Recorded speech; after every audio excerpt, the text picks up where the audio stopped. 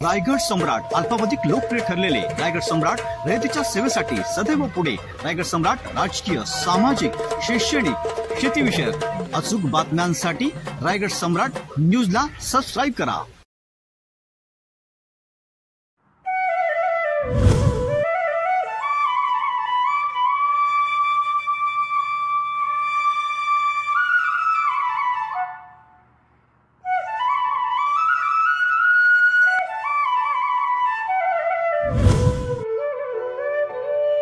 आज महाराष्ट्राची वाटचाल ही पेड पेंडिंग कडनं मागेल त्याला सौर पंप अशा प्रकारची होतीये।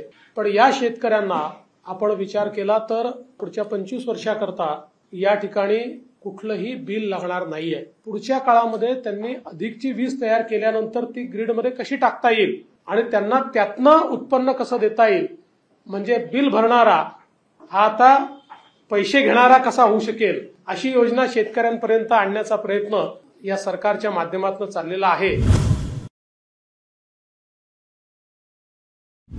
महायुती सरकारने शेतकऱ्यांच्या हितासाठी मागेल त्याला सौर कृषी पंप योजना सुरू केली आहे। या सौर पॅनल्स मधून 25 वर्ष वीज निर्मिती होत असल्याने शेतकऱ्यांना तेवढा काळ वीज बिल येणार नाही। 7.5 HP सौर पंपाचा विचार केला तर 25 वर्षाच्या कालावधीत शेतकऱ्यांचं वीज बिलाचे 10 लाख रुपये वाचणार आहेत।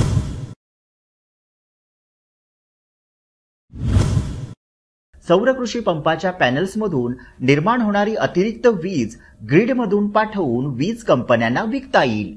त्यामुळे शेतकऱ्यांना अतिरिक्त उत्पन्न मिळवता येईल।